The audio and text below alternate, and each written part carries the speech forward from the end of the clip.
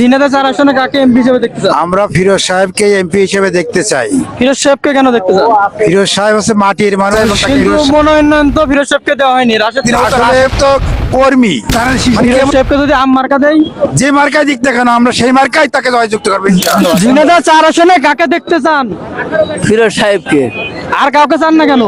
আর চাইনে যে এই যে 17 বছর ফিরোজ সাহেব যত কেস কাজ যা কিছু আছে সবকিছু ফিরোজ সাহেবই ঠেকাচ্ছে। তো কাজে আমরা আর কারো দেখতে চাই না এই কালীগঞ্জ থানায়। এমপি হিসেবে কাকে দেখতে চান? আমরা ফিরোজকে দেখতে চাই। ফিরোজকে কেন দেখতে চান? অসংখ্য প্রার্থী আছে। আজ দীর্ঘ 18 বছর তিনি এলো রাজপথে নেমে আছেন। দুদিনই সময় তিনি ছিলেন, হাজার হাজার লোকের এলো দাবিন করিয়েছেন তিনি। তিনি ছাড়া বিএনপির কে আছে এখানে? হাল ধরার মতন কেউ নেই কালীগঞ্জের 4 আসনে। কাজে ফিরোজকে দেখতে চান? ফিরোজকে তো অবশ্যই দেখতে চাই। আমরাও আপনার হইলে বইভোর ওকে দেখতে চাই না।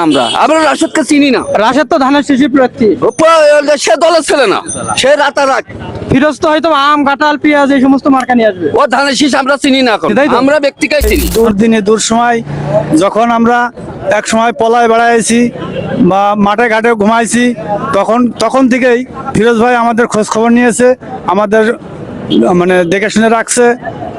এই জন্য ফিরোজ ভাইকে আমাদের ভালো লাগে, এই জন্য ফিরোজ ভাইকে দেখতে চাই কালীগঞ্জ আপনাকে বাজার। ফিরোজকে? ধন্যবাদ। ফিরোজ ভাই ফিরোজকে কেন চান? আমার খুব ভালো ছেলে আর আমাদের সাথেই থাকে। এলাকার ছেলে ভাই। এলাকার ছেলে।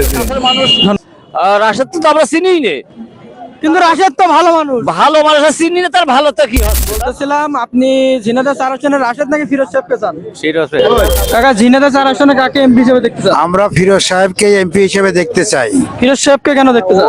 ফিরোজ সাহেব হচ্ছে মাটির মানুষ। ফিরোজ সাহেব হচ্ছে বাংলাদেশ জাতীয়তাবাদী দলের একনিষ্ঠ একজন নেতা।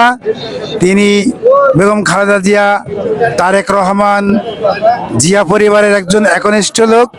আমাদের কালীগঞ্জের দুর্দিনের কান্ডারি, বিএনপির কান্ডারি। সেক্ষেত্রে আমরা কালীগঞ্জ উন্নয়নের জন্য ফিরোজ সাহেবকে দেখতে চাই এবং তাকে কিন্তু মনোনয়ন তো ফিরোজ সাহেবকে দেওয়া হয়নি। রাশেদকে আসলে ভৈফল হিসাবে একদিনেও তো রাশেদ তো কর্মী, মানে কেবল এই মাত্র সে বিএনপিতে জয়েন করেছে, ও তো কোনো নেতাও না, সাধারণ একজন সদস্য।